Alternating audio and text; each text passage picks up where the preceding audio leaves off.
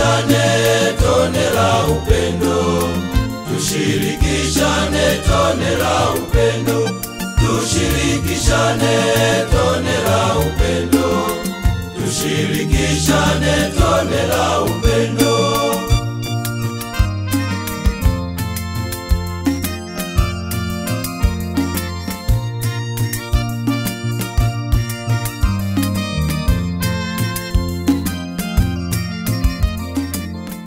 Tushirikishane tone la upendo. Karibu mpendwa msikilizaji wa St. Gaspar Media katika tafakari ya neno la Mungu, Dominika ya pili ya Majilio mwaka A wa Kanisa.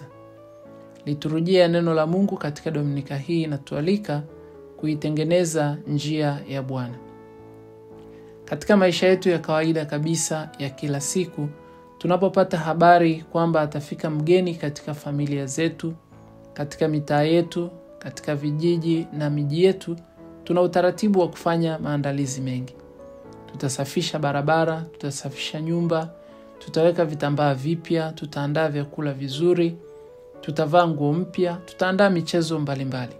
Kwa kifupi, tunatoka kwenye yale mazoea na utaratibu wetu wa kawaida na kujiweka tayari kumpokea mgeni ili ajisikie nyumbani, ili ajisikie amepokelewa kwa heshima. Dominika ya pili ya Majilio inatupa tangazo kwamba Bwana Masia atakuja kwetu. Sio mgeni wa kawaida, ni Mungu anayetoa mwili na kukaa kati ya watu wake.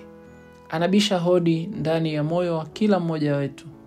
Je, mazingira yanamruhusu Kristo kupata makazi ndani mwangu?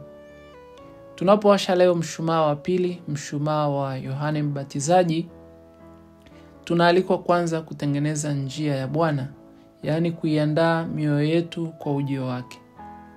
Pili, tunaalikwa kwa unyenyekevu mkubwa kama Yohane Mbatizaji kumtambulisha Kristo kwa wengine kwa njia ya maneno na matendo yetu mema.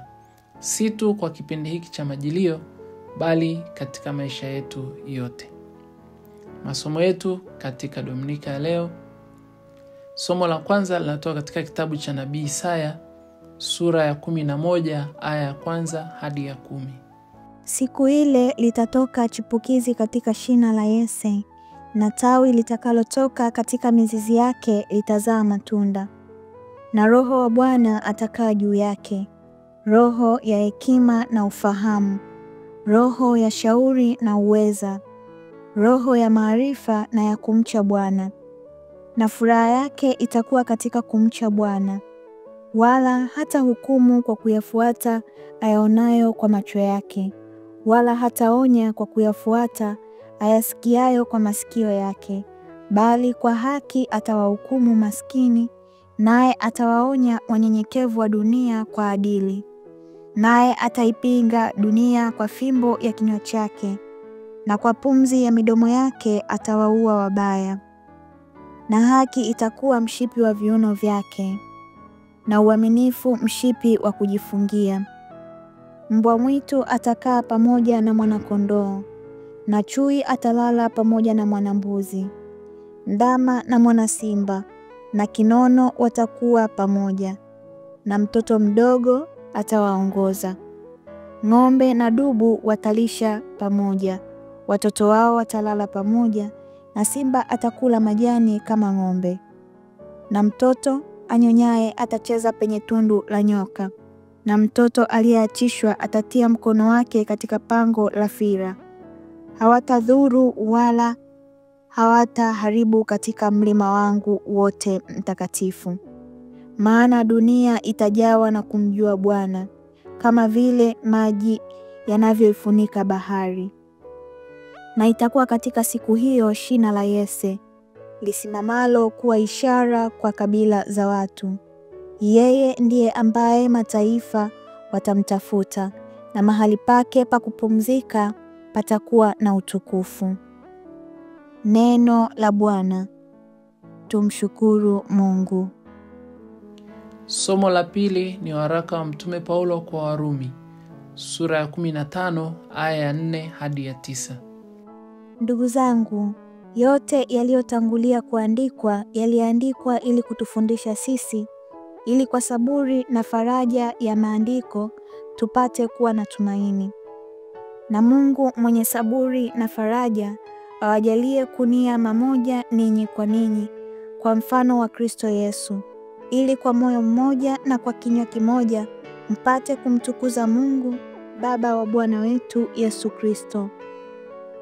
Kwa hiyo mkaribishane ninyi kwa ninyi kama naye Kristo alivyotukaribisha, ili Mungu atukuzwe.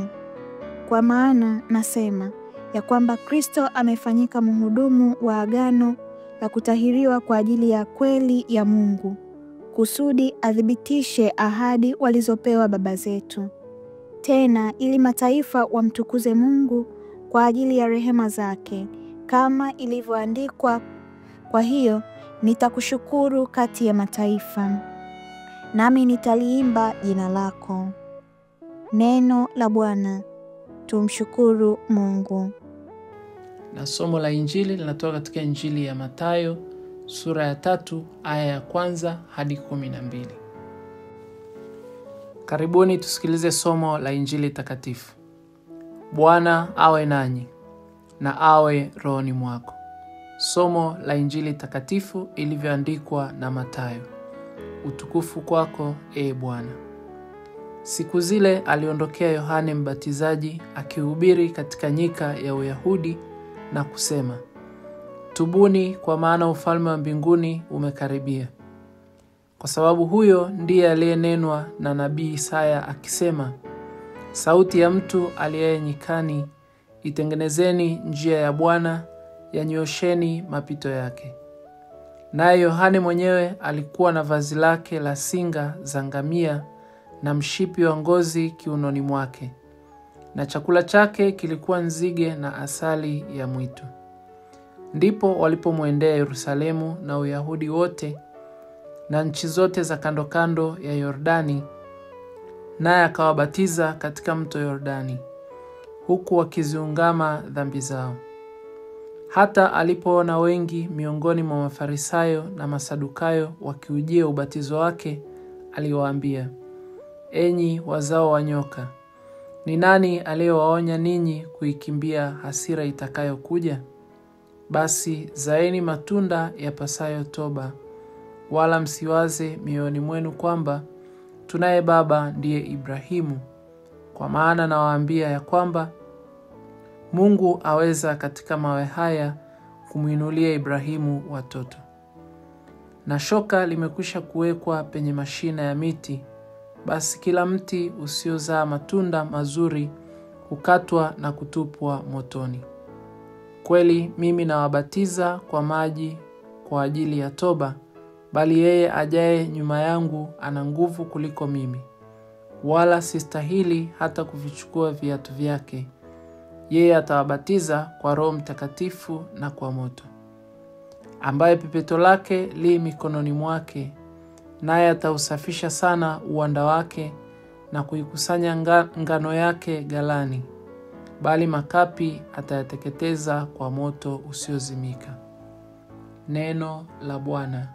Sifa kwako, Ee Kristo.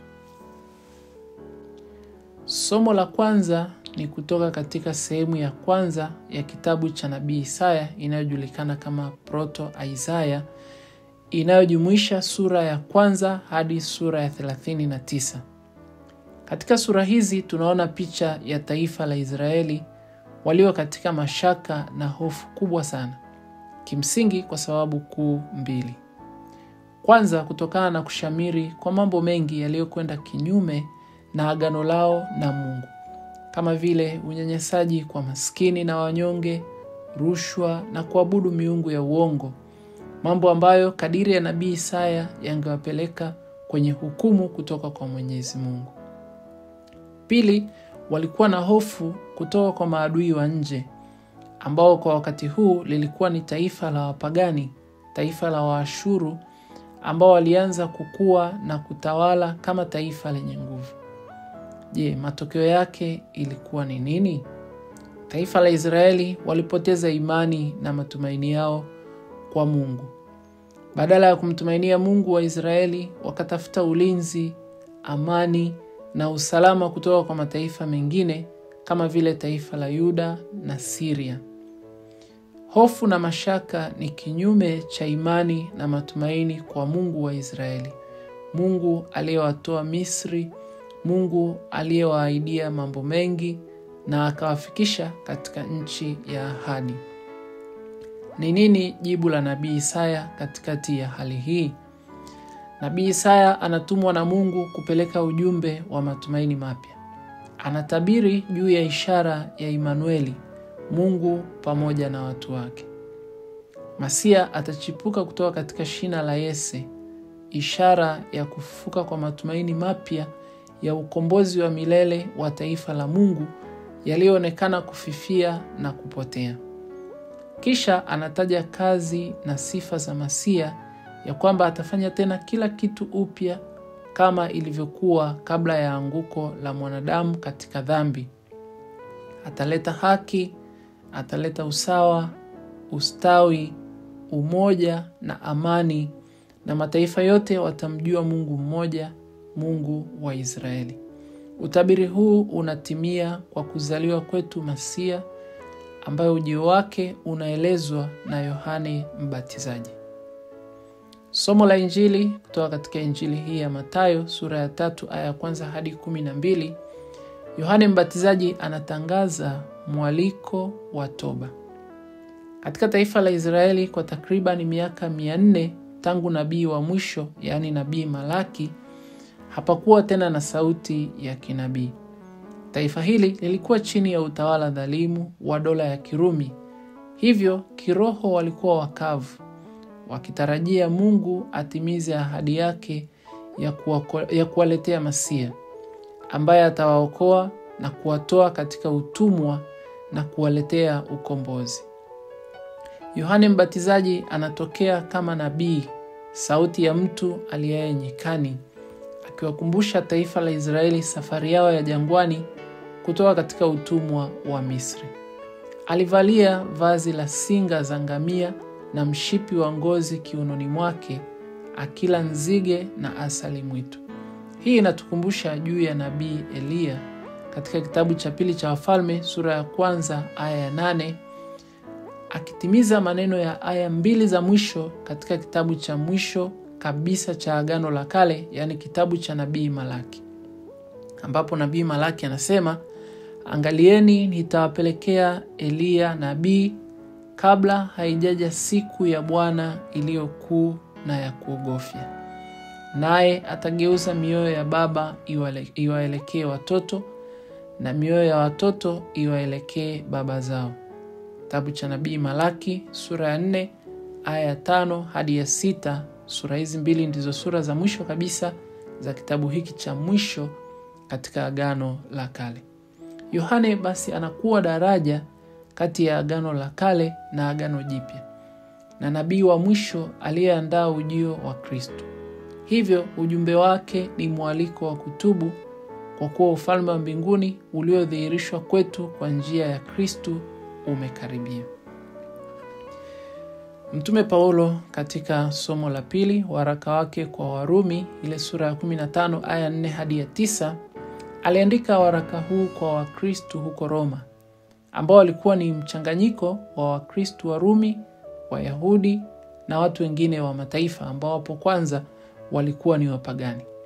Kanisa la Roma lilianza hapo mwanzo kimsingi na Wayahudi ambao waliipokea Injili kwa mara ya kwanza siku ya Pentekoste. Kitabu cha Matendo ya Mitume sura ya 2 aya ya 10. Lakini baadaye wakaanza kuingia Wakristo ambao walikuwa watu wa mataifa au wapagani, ambao nao walipokea Injili na kubatizwa.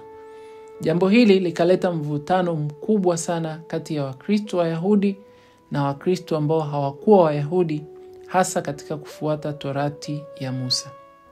Katika sura hii ya 15, Mtume Paulo anarudia tena mafundisho msingi ambayo ndiyo kiini cha Injili. Wokovu ni zawadi ambao watu wote, hapa akimaanisha Wayahudi na watu wa mataifa, tulistahilishwa bure kabisa kwa njia ya fumbo la Pasaka. Kwa njia ya Kristo sote, taifa jipya la Mungu, tumestahilishwa kuwa warithi wa ahadi za Mungu, yaani uzima wa milele. Wajibu wetu ni nini basi? Ni kuishi ukweli Ukristo wetu kwa kudumisha umoja, upendo, haki, amani, wema, ukarimu, kunia mamoja, na kwa kinywa kimoja sote tupate kumtukuza Mungu Baba wa Bwana wetu Yesu Kristo. Ndugu mpendwa, katika masomo yetu yote katika Dominika hii tuna mafundisho yafuatayo ya kujifunza. Fundisho la kwanza, Kristo Masia atakuja, utimilifu wa ahadi ya Mungu. Taifa la Israeli, taifa teule la Mungu, katika karne ya 7 kabla ya Kristo lilikwisha sambaratika. Kati ya kabila 12 yalibaki makabila mawili tu, yaani kabila la Yuda na nusu ya kabila la Benjamini na baadhi ya kabila la Lawi.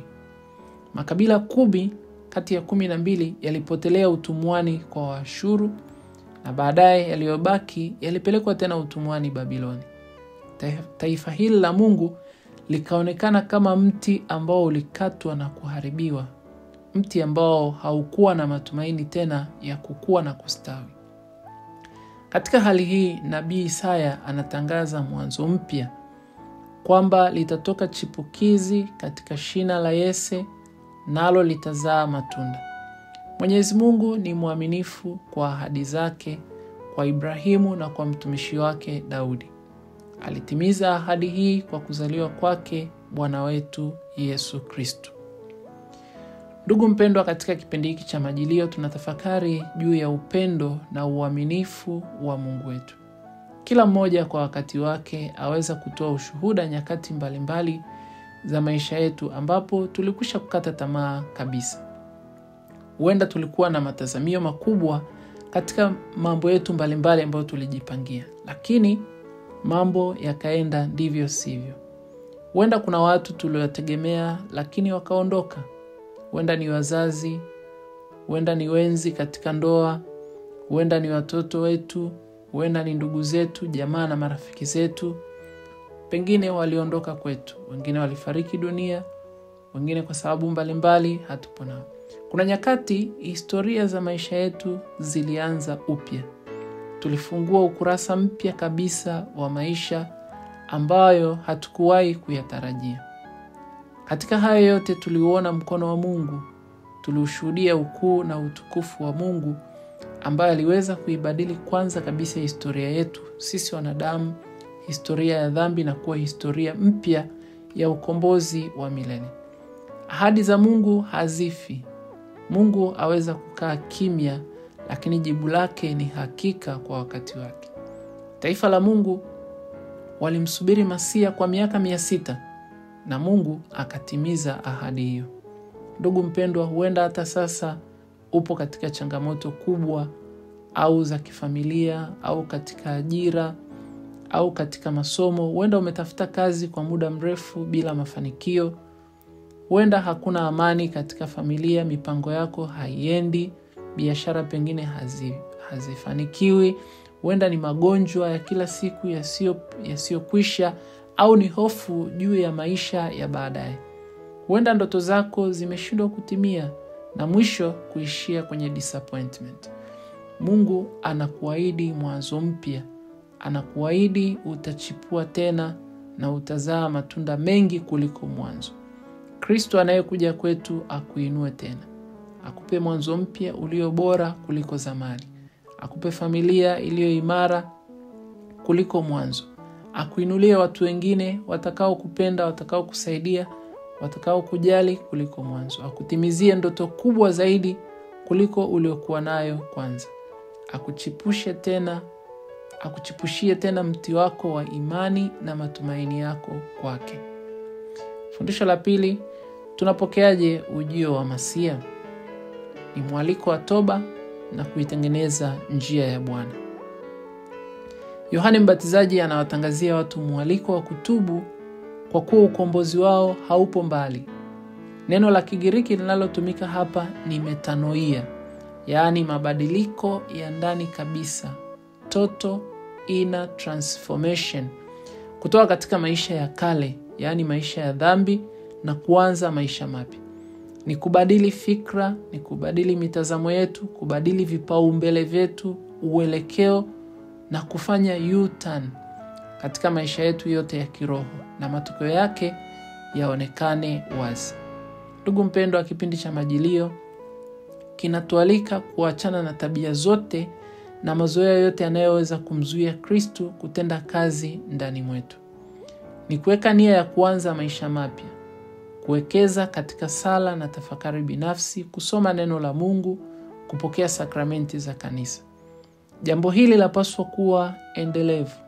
Mwaliko wa toba si tu wa kipindi cha Majilio, bali ni mwaliko wa kila siku katika maisha yetu.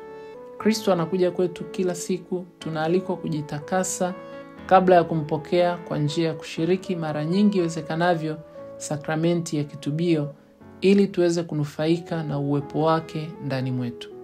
Je, mara yangu ya mwisho kupokea sakramenti hizi ni lini? Milango ya neema za Mungu alizotupa bure kabisa ipo wazi, na kila mmoja anaalikwa kuikimbilia huruma ya Mungu isiyo na mipaka. 3. Majilio inatualika kuishuhudia imani yetu kwa matendo. Yohane Mbatizaji aliwaambia Mafarisayo na Masadukayo waliofika mtoni Yordani kwa ajili ya ubatizo kwamba walipaswa kuzaa matunda yapasayo toba, wala wasiwaze kwamba tunaye baba ndiye Ibrahimu.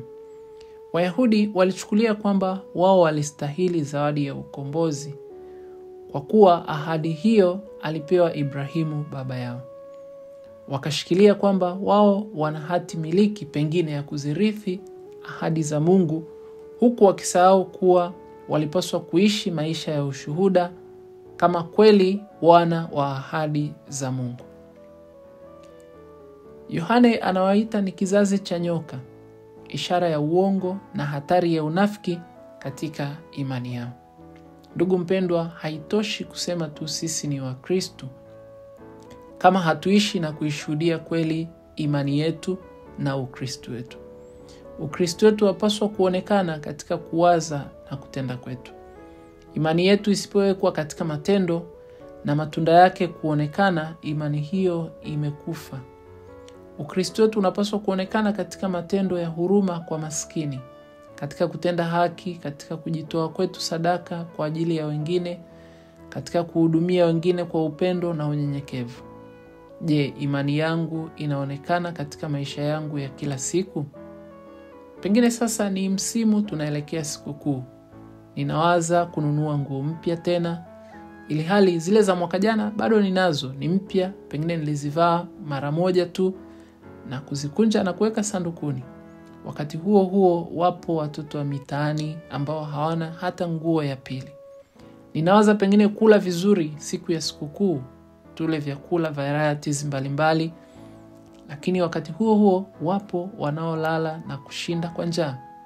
Ninaguswa kiasi gani katika kusambaza upendo wa Kristo Masia kwa njia ya imani yangu?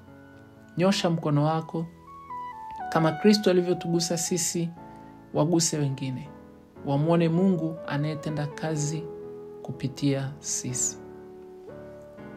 Fundisho la 4 ni mwaliko wa kuitengeneza njia ili Kristo apate kuingia. Yohane Mbatizaji anawaalika watu kuitengeneza njia ya Bwana. Katika tamaduni za kale, njia zilipaswa kufunguliwa, kusafishwa na kusawazishwa pale mfalme mkuu alipotembelea miji. Katika picha hiyo hiyo, Yohane Mbatizaji anawaalika watu kuandaa mioyo yao kwa kuwa anakuja kwetu mfalme. Ufalme wa Mungu ni utawala wa Mungu ndani ya mioyo yetu. Ndugu mpendwa, katika kipindi cha Majilio tujiulize kila mmoja, je, ni bonde lipi napaswa kufukia katika moyo wangu ninapongojea kwa matumaini ujio wa Kristo? Huenda nimekuwa kwa muda mrefu ndani ya bonde la hofu na mashaka. Nimekuwa ndani ya bonde la kukata tamaa na kuona kama kwa Mungu hakuna tumaini tena. Huenda nimekuwa na milima ndani ya moyo wangu, milima ya majivuno na kujiona pengine mimi ni bora kuliko wengine. Nimekuwa na matamanio ya kujifikiria mimi hata kwa kuumiza pengine na kuwakandamiza na kutokuwatendea haki wengine. Pengine nimekuwa na mlima wa kiburi kiburi cha uhai na kuona kana kwamba Mwenyezi Mungu hana nafasi katika maisha yangu. Nimekuwa na mlima wa chuki, roho mbaya, visasi, wivu, ulafi, makasiriko na vilema mbalimbali vya dhambi. Majilio hii tupo kazini. Ni kazi ya kujenga upya roho zetu. Si kazi rahisi, kama vile isivyo kazi rahisi kusawazisha mlima na kujaza mabonde. Ndio maana tunahitaji kweli msaada wa Mungu ili Kristo kweli apate nafasi katika mioyo yetu. 5, Masia analeta haki na amani kwa watu wa mataifa yote. Nabii Isaya anatuambia Masia, tofauti na watawala dhalimu, atajazwa na Roho Mtakatifu, roho ya hekima na ufahamu, roho ya shauri na uweza, roho ya maarifa na kumcha Bwana. Masia hataongoza kwa maarifa na ufahamu wake, bali ataongozwa daima na Roho Mtakatifu atakayekaa juu yake, yaani nguvu na uweza wa kimungu. Utabiri huu unatimizwa kwa ubatizo wa Bwana. Tukisoma katika Injili ya Mathayo sura ya 3 aya 16 hadi 17, pamoja na wainjili wengine pia wameandika juu ya tukio hili la ubatizo wa Bwana wetu Yesu Kristo. Utume wake wote uliongozwa na Roho Mtakatifu. Kumbe nasi sote tuliompokea Roho Mtakatifu katika ubatizo wetu na ukamilifu wa mapaji yake katika sakramenti ya kipaimara, tunaalikwa kuongozwa daima na Roho Mtakatifu. Na matokeo ya kuongozwa na Roho Mtakatifu kama ilivyokuwa kwa Masia ni haya yafuatayo. Kwanza, tutakuwa watu wa kutenda haki. Ndugu mpendwa, sisi kama wabatizwa tunapaswa kweli kuwa watu wa haki. Kuanzia ngazi ya chini kabisa katika familia zetu. Tutende kwa haki. Tutoe kile mtu anachostahili kwa wakati na tufundishe hivyo. Hiyo ni tabia ya kimungu. Kutenda haki ni tabia ya kimungu. Haki ni kuishi, sio kusema tu kwa mdomo ikaishia hapo. Haki inaendana na kutimiza nyajibu zetu, kuepuka uzembe, kuepuka uvivu, kuepuka uregevu, kuepuka uongo, kuepuka dhuluma, ufisadi, uwizi na kadhalika. Tuongozwe na mapaji ya Roho Mtakatifu katika kuwaza, katika kutenda kwetu, katika hofu ya Mungu na uchaji kamili. Pili, tunaalikwa kuwa mabalozi wa amani. Matokeo ya ujio wa Masia ni kurejea kwa amani. Amani hii anayozungumza Nabii Isaya sio kinyume cha vita, bali ni hali ya utulivu au harmony iliyokuwepo kabla ya anguko la mwanadamu katika dhambi. Kumbe Kristo anarejesha mahusiano mema yaliyovurugwa kwa dhambi ya wazazi wetu wa kwanza na kubadili kabisa mahusiano kati yetu sisi kwa sisi na kati yetu sisi na Mungu wetu. Majilio inatukumbusha wajibu wetu wa kuwa mabalozi wa amani. Huenda mfumo wa mahusiano yetu katika ulimwengu wa leo ni ule kama wa simba na swala. Uhusiano uliojengeka juu ya uadui, chuki, visasi na vinyongo. Huenda mahusiano yetu katika familia ni kama chui na mwanambuzi, ni kama ng'ombe na dubu. Majilio inatukumbusha kuwa Kristo anayeishi ndani mwetu anarekebisha upya mahusiano yetu. Anarejesha tena amani, anarejesha tena haki na utulivu, anarejesha furaha kama iliyokuwapo Eden kabla ya anguko. Hebu majilio hii kila mmoja wetu ajaribu kuitengeneza Eden katika maisha ya wengine. Tufikiri nyakati zote ambapo tumekuwa miiba yenye sumu iliyowachoma na kuwaumiza wengine. Tumekuwa na kucha kali zilizowararua wengine. Tumekuwa na maneno makali yaliyowaumiza wengine mioyo. Kuwa balozi wa amani, niwe balozi wa amani. Jina langu, jina lako liwe Shalom. Fanya jitihada katika kurejesha mahusiano yaliyovunjika katika familia, kazini, katika jamii yetu. Kristo anayekuja kwetu atujalie tuwe mabalozi kweli wa haki na amani. 3, kuwa ishara ya umoja, mwanga na matumaini kwa watu wote. Masia aliyetabiriwa na manabii alikuwa tumaini sio tu kwa watu wa Israeli, bali kwa mataifa yote. Atawaunganisha watu wote watamjua Bwana. Ndugu mpendwa, maisha yetu kama wabatizwa ni mwanga kwa watu wakao gizani. Wapo watu wengi bado hawajamfahamu na kumfuata Kristo. Wapo wengine waliorudi nyuma kwa sababu mbalimbali na kuwa baridi kiroho na kuwa waregevu dini. Je, katika jumuiya zetu kwa mfano, katika jumuiya zetu ndogo ndogo, tunachukua hatua gani kuwarejesha wenzetu kundini, pengine waliorudi nyuma na kuwa waregevu? Ni mara ngapi tunaruka nyumba za wenzetu hatuwapelekei msalaba kwa kuwa pengine wamelala ndani, hawataki kushiriki jumuiya au hawataki kushiriki tena kanisa, lakini ni ndugu zetu, ni wenzetu katika imani. Hatupaswi kusema haituhusu, bali tunapaswa kufanya kazi ya kimisionari, kutembea pamoja kama familia moja tunaotafuta ufalme wa mbinguni, kuwasaidia wengine pia kumtambua na kumfuata Kristo. Mtume Paulo anatusii kunuia mamoja, kushirikiana kwa pamoja katika kuishuhudia furaha ya Injili na kumtukuza Mungu kwa zawadi ya ukombozi. Ninawatakia nyote Dominika njema ya pili ya Majilio mwaka A wa kanisa. Katika Dominika hii tuombe neema ya kujiandaa vema katika kumpokea Kristo atakayezaliwa kwetu, kwa kuondoa vikwazo vyote ambavyo vitamnyima nafasi Kristo ndani ya mioyo yetu, kama vile chuki, wivu, visasi, uregevu dini, dhuluma, unyanyasaji.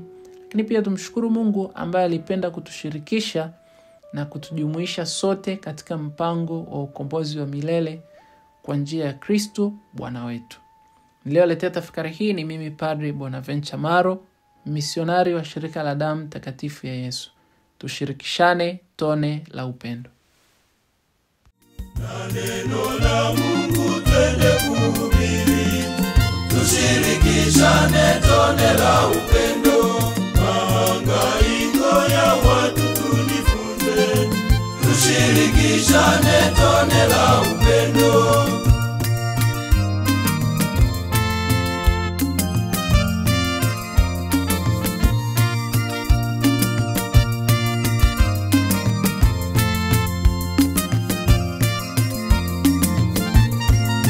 Tushirikishane tone la upendo, tushirikishane tone la upendo, tushirikishane tone la upendo.